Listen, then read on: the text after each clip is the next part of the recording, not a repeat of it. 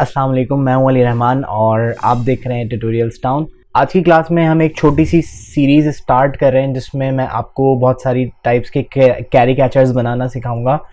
तो जो पहला कैरी कैचर हम स्टार्ट कर रहे हैं वो है कि किसी स्केच को उठा के आप बहुत सारे डिफरेंट रेफरेंसेस लेकर कोई स्केच जो है वो आप एक वेक्टर कैरी कैचर किस तरह से बना सकते हैं। लाइक आपको कोई स्केच देता है और वो कहता है इस स्केच को आप इलस्ट्रेशन में कन्वर्ट कर दो, तो वो आप किस तरह से करते हैं ये हम आज की क्लास में स्टार्ट करेंगे। वीडियो के एक लंबा प्रोसीजर है तो मैं थोड़ा पार्ट्स में बनाऊंगा और मैं जल्दी जल्दी वीडियोस को अपलोड कर दूंगा। इसकी जो वीडियोस हैं वो कुछ एक दो दिन के बाद आपके पास आती रहेंगी, तो इसलिए आपको सीखने में भी प्रॉब्लम नहीं होगी आप, क्योंकि बहुत सारे लोग बहुत बड़ी बड़ी वीडियोस नहीं देखना चाहते। तो मैंने सोचा है कि मैं इसको सीरीज़ में बनाऊं ताकि जो है वो सब लोग देख सकें। तो आज की बेसिकली हमारा जो टॉपिक है इसमें हम ये देखेंगे कि इलस्ट्रेशन बनाने के लिए कॉन्सेप्ट्स क्या क्या हम यूज़ कर सकते हैं, हमें किस किस टाइप के कलर्स देखने होंगे, किस किस टाइप के हमें रेफरेंस किस तरह से चाहिए, और इसके अलावा हम अपना डॉक्यूमेंट कैसे सेटअप करेंगे एक इलस्ट्रेशन बनाने के लिए, कौन कौन सी लेयर्स हमें बनानी है और हम किस तरह से एक इलस्ट्रेशन बनाने के लिए एक एनवायरनमेंट लेते हैं, एनवायरनमेंट जनरेट करते हैं एंड देन फिर हम उस पर काम करते हैं। इसके लिए ये जो सीरीज़ स्टार्ट कर रहे हैं हम, इसके लिए इलस्ट्रेटर आना, थोड़ा बेसिक इलस्ट्रेटर आना ज़रूरी है। अगर आपको इलस्ट्रेटर नहीं आता, आप ये वीडियो देख रहे हैं, तो ये ऊपर लिंक आ रहा है, आप इस पर क्लिक करें और यहाँ पे इलस्ट्रेटर की प्लेलिस्ट है, आपको थोड़ा सा सीख लें। सो इलस्ट्रेटर के बारे में थोड़ा स्टार्ट का अगर आप सीख लेते हैं तो ये इलस्ट्रेशन बनाना आसान हो जाएगा। सो चलते हैं सॉफ्टवेयर पे और देखते हैं कि हम किस तरह से इलस्ट्रेशंस बनाना स्टार्ट करते हैं।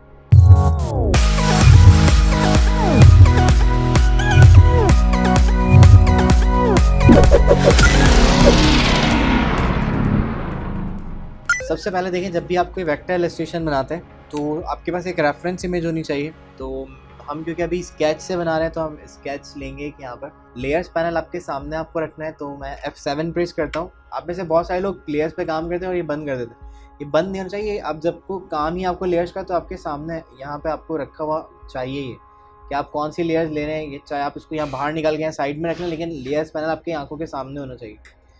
आप बहुत सारे लोग बहुत ज़्यादा ध्यान ही नहीं दे रहे कि जो है वो अपने रेफरेंस पे ही वो आपने बहुत सारी शेप्स बनाई हुई हैं, या फेस पे ही जाके वो उसके हेयर्स भी बना रहे हैं, उसके लिप्स भी फेस की लेयर बना रहे हैं। ऐसा नहीं करना, आपको हर एक काम अलग लेयर पे करना है। इवन आपके फेस के जो शेड्स हैं वो भी आप अलग लेयर पे बनाएंगे।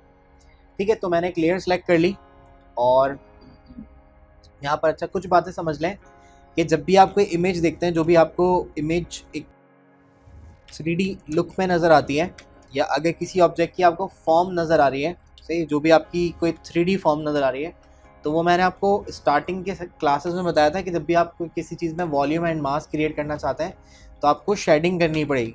तो आपके पास 3 तरह के शेड्स होते हैं, एक मिड टोन शेड्स होंगे, एक हाईलाइट के शेड्स होंगे, और तीसरे जो हैं वो आपके पास शेडोज़ होंगे। ठीक है, शेडोज़ जो होंगे वो डार्क होंगे, हाईलाइट जो होंगी वो लाइट होंगी, और जो मिड टोन्स होंगी वो बेस कलर्स होंगे आपके, जो भी उसके बेस हैं।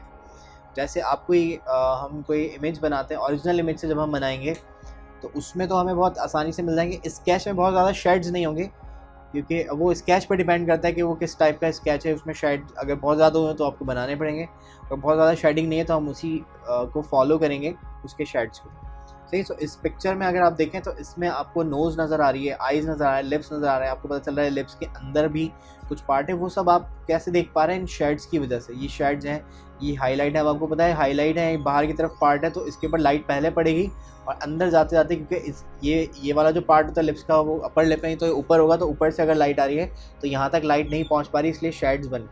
इस तरह ये लिप्स बाहर की तरफ होते हैं, इसी वजह से यहाँ पर जब लाइट पड़ी है तो ये वाले साइड पे जो है वो आपको शेडोज़ नज़र आ रहे हैं, अंधेरा नज़र आ रहा है। इस तरह जो फेस होता है वो थोड़ा सा बाहर की तरफ होता है, तो नेक पे यहाँ पर शेड्स बन रहे होते हैं। तो ये शेड्स हैं, जहाँ पर लाइट पड़ने की वजह से कलर ब्राइट हो रहा है, वो हाईलाइट्स हैं, जबकि इसके एक्चुअल लिप्स का जो बेस कलर होगा वो शायद ये वाला हो सकता है या ये वाला हो सकता है। ये कलर कोई जो है इसका लिप्स का बेस कलर होगा। इस तरह आप नोज़ देखें, इसकी स्किन देखें, तो स्किन का हो सकता है बेस कलर ये हो, लेकिन यहाँ पे क्योंकि लाइट पड़ रही है तो इसलिए यहाँ से लाइट हो गया, यहाँ पे इसके हेयर्स के शेड्स आ रहे हैं, शेडोज़ आ रहे हैं, तो यहाँ पे कलर डार्क हो गया। तो आपको ये शेडोज़ और हाइलाइट्स ये पहचाननी है जब आप कोई वेक्टर इलस्ट्रेशन बनाना चाहते हैं, सही।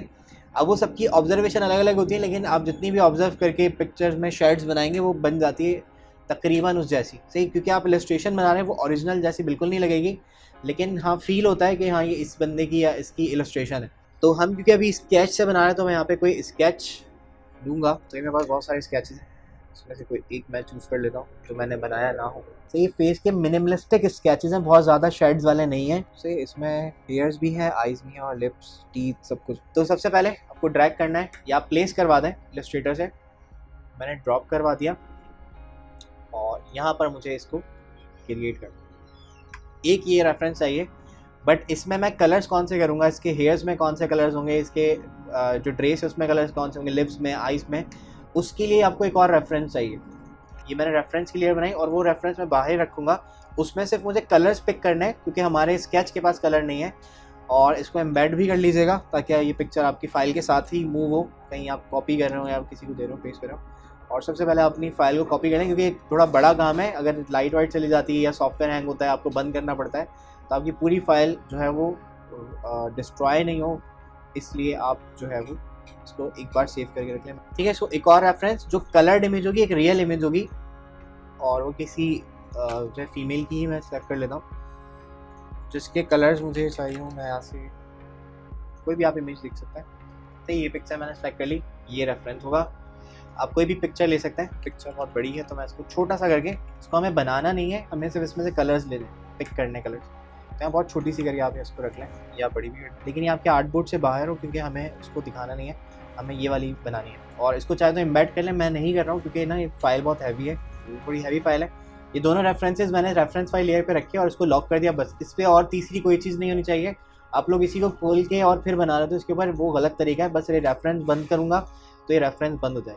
सो ये थी आज की क्लास और नेक्स्ट वीडियो, इसका नेक्स्ट पार्ट जो है वो बहुत जल्द आने वाला है। अभी आज जितना हमने पढ़ा इसको आप प्रैक्टिस कीजिए और कोई अगर आपकी क्यूरी है, कोई सवाल है आपका, तो आप मुझसे कमेंट करके पूछ सकते हैं। और चैनल अभी तक अगर आपने सब्सक्राइब नहीं किया तो सब्सक्राइब कर लीजिए और वीडियो अच्छी लगी तो लाइक कर दीजिए। सो मिलते हैं नेक्स्ट क्लास में, तब तक के लिए अल्लाह हाफिज़, अपना ख्याल रखिएगा।